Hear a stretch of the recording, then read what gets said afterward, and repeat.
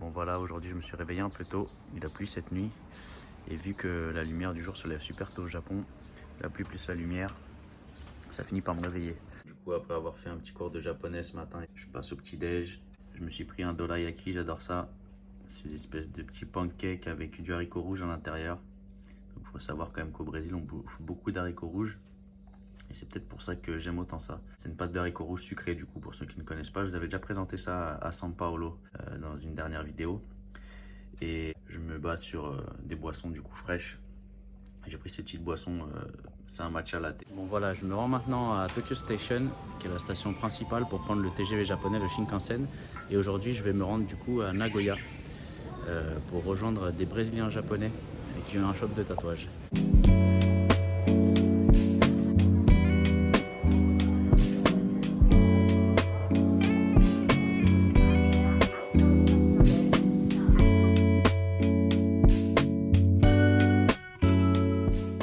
Bon, ça y est, je suis dans le Shinkansen, je suis plutôt bien loti.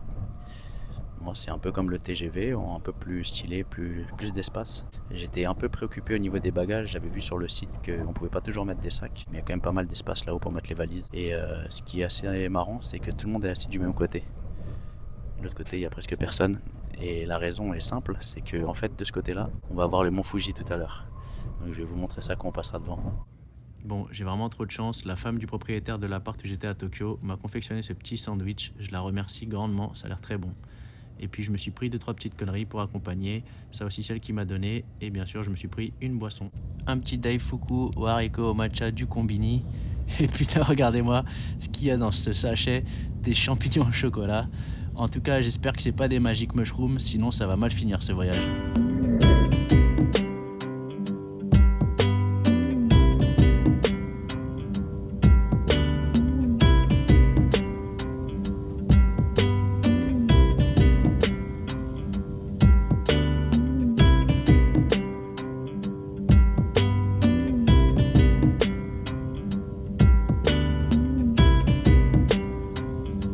Spécialement pour vous, madame, messieurs, je vous présente la meilleure vue du mont Fuji. Bon, d'accord, vous avez le droit de me détester, mais bon, vous pouvez pas m'en vouloir complètement quand même. C'est le game de YouTube d'avoir des titres alpagueurs pour que vous regardiez nos vidéos sans forcément honorer ces titres. En tout cas, j'espère que ça vous empêchera pas de regarder le reste de cette magnifique vidéo.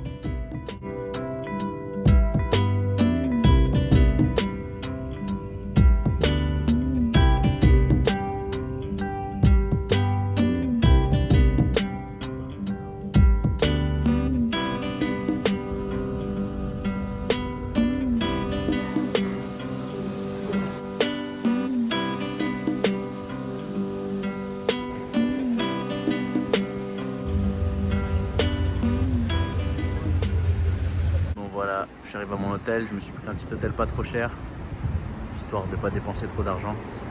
La première vue, ça a l'air pas trop mal, ils offrent même le pyjama, bon ça fait un peu vêtements d'hôpital. Bon, on va voir ce que ça donne. Malheureusement j'ai une chambre fumeur, ça pue la clope, j'espère qu'on peut ouvrir la fenêtre. Petite carte du futur, hop, ça allume tout. Bon, c'est un peu plus petit que j'imaginais, les photos avaient dû prendre avec un fisheye parce que ça fait un peu sarcophage quoi. Mais bon, ça sera suffisant pour dormir. J'avais pris une chambre où il y avait une table, mais bon, j'imaginais que ce serait un peu plus grand. Heureusement, je vais pas dessiner sur des grands formats. Une petite vue tranquille. Et ouais, je crois que la fenêtre ne s'ouvre pas. Protection anti-suicide peut-être, je sais pas. Bon, ça va, je suis pas trop mal, on va pas se plaindre. Pour le prix que j'ai payé, de toute façon, c'est cool. Et puis, la salle de bain, ça m'a l'air correct aussi. Hop, ouais, ça va correct. Il y a même des petites toilettes du futur. Bon voilà, je ne vous montrerai pas comment consommer dans les combini, mais peut-être que je vous montrerai comment utiliser les toilettes. On verra si YouTube ne censure pas la vidéo. Bon, me voilà dans les rues de Nagoya. C'est assez moderne comme ville. Je vais me rendre au studio du coup Sacred Cartel où je vais guester cette semaine. Je vais aller connaître l'équipe. Premièrement aujourd'hui, je suis arrivé un peu tard, il est 15 h déjà. Et avant ça, je vais passer dans une boutique qui vend un peu tout et n'importe quoi. Je vais essayer d'aller chiner 2-3 trucs de matériel de dessin. Je vais vous montrer à peu près à quoi ça ressemble, histoire de rajouter un petit peu de contenu à cette vidéo.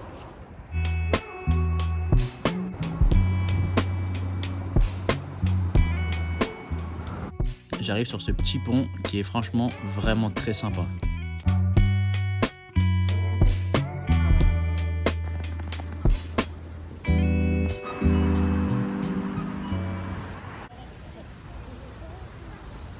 Bon là je suis arrivé dans un petit parc, c'est plutôt cool hein. Franchement j'ai l'impression que c'est nouveau quoi. Ah oui c'est nouveau, je suis jamais venu ici mais un air vraiment spécifique à cet endroit. Je sais pas, c'est un mélange de plein de villes que j'ai déjà vu quoi. Ça ressemble un peu à Rio, un peu à New York, mais en même temps avec un côté très japonisant. C'est moderne, c'est cool. J'aime bien, ça respire et en tout cas on sent direct en arrivant dans la ville que c'est une autre ambiance que Tokyo quoi. Il y a moins de pression, moins de stress, moins de gens. Déjà tout ça, ça me plaît. Ah ouais, mais en fait c'est genre la Villette, quoi, la cité des sciences, mais version japonaise de truc. La géode, c'est encastré dans le mur carrément. Décidément, on tombe vraiment que sur des trucs sympas. Regardez-moi ça là, des sculptures, c'est juste devant une salle de jeu, donc rien de très fou. Mais ça représente du coup des guerriers et il y a même le blason sur l'armure qu'on retrouve d'ailleurs chez certaines familles de tatoueurs. Ah ouais, c'est nimble quoi, tu marches en pleine rue, bam, tu tombes sur un petit sanctuaire. C'est ouf. D'ailleurs, je sais même pas si c'est un sanctuaire ou un temple, j'ai pas le temps de regarder. En tout cas, c'est beau gosse. Hein. On mélange vraiment modernité et traditionnalisme. Moi, à Tokyo, il y a des petits endroits un peu comme ça, mais là, je trouve ça a beaucoup plus de gueule, quoi. Oh, les petits serpents. C'est l'année du serpent. C'est ouf.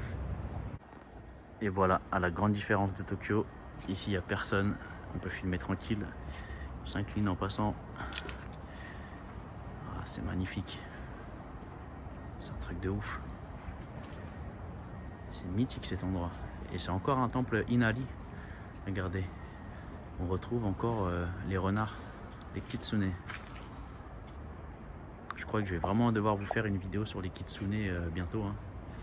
Sachant que je suis en train de terminer un bras là, à Paris. Un bras complet avec le pec. Sur le thème du kitsune à 9 queues. Donc je vais sûrement commencer à faire des petites vidéos explicatives sur les thèmes des tatous japonais très bientôt. Donc restez connectés et n'oubliez pas de vous abonner. Franchement c'est vraiment trop mythique l'ambiance. Hein. Il y a un petit hôtel, plein de références de tatous partout quoi. Un petit Oshu.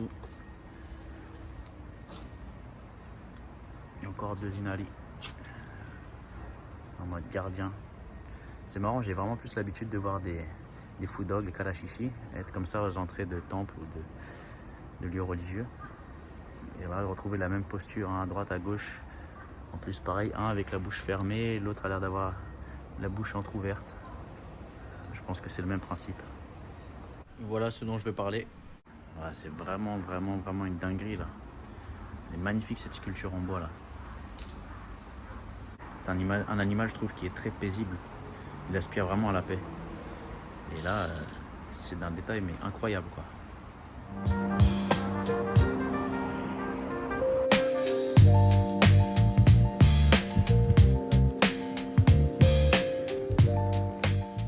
C'est un peu le action du Japon. J'ai vraiment trouvé tout et n'importe quoi. Ça c'est trop mignon pour faire des petits onigiri, il faut que j'en achète un à ma fille. Bon, j'ai enfin trouvé le coin fourniture. J'ai galéré. J'ai trouvé des bons petits carrés de croquis là, je m'en suis pécho un. Bon, c'est pas très épais, mais le papier il a l'air bien, il est texturé et tout, ça a l'air cool. Toutes les saloperies du monde.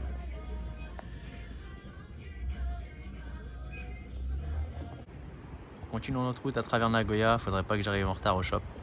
Putain, ça me régale cette ville. C'est la régalance. Putain, il me régale, c'est japonais. Un festival de la bière belge carrément en plein Nagoya, c'est une dinguerie. Ah là là, cette ville c'est vraiment n'importe quoi, il y en a dans tous les sens. Et comme si c'était pas suffisant, ils ont la même tour de télé qu'à Brasilia. Définitivement cette ville c'est vraiment un mix de tout ce que j'ai vu dans ma vie, je crois.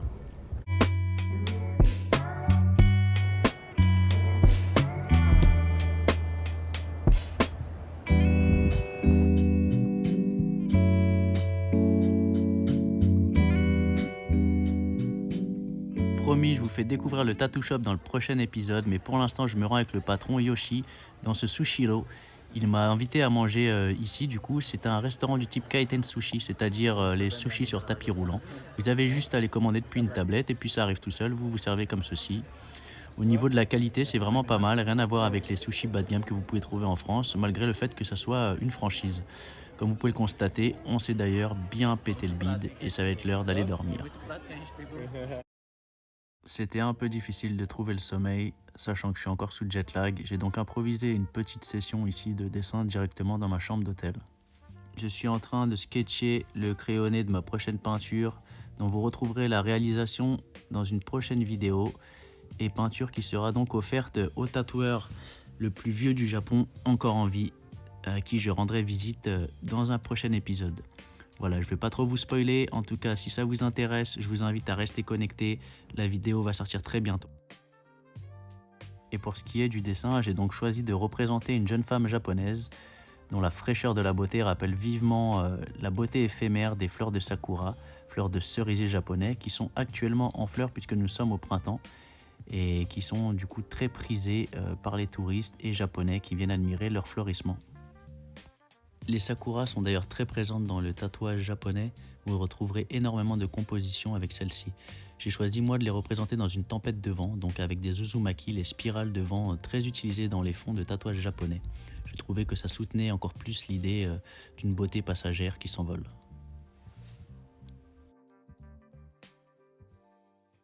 Heureusement que je suis pas devenu poète, mais seulement tatoueur. On passe en tout cas aux choses sérieuses maintenant, le petit déj de l'hôtel. Ils ont lu dans mes pensées, regardez-moi ça, des haricots par-ci, des haricots par-là. Je suis refait, la journée va être bonne. D'ailleurs, ça commence très bien puisque je trouve cet ouvrage dans la petite bibliothèque qui est collée au réfectoire. C'est un ouvrage qui recense toutes les œuvres d'art présentes au sein du château de Nagoya. Château que je vais d'ailleurs aller visiter et vous présenter dans une prochaine vidéo. Je suis vraiment très heureux d'être tombé là-dessus puisque ça regorge encore une fois de références que j'utiliserai pour créer de nouveaux dessins.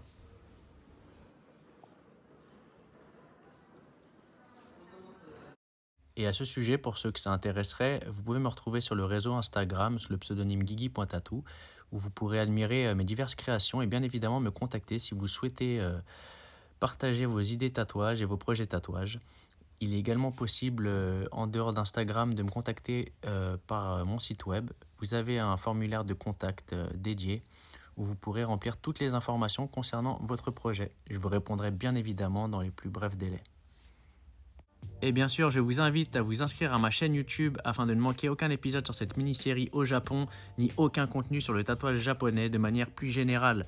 Je vous invite aussi à lâcher vos commentaires, vos likes et à faire tourner cette vidéo autour de vous. Je vous en remercie et à la prochaine vidéo.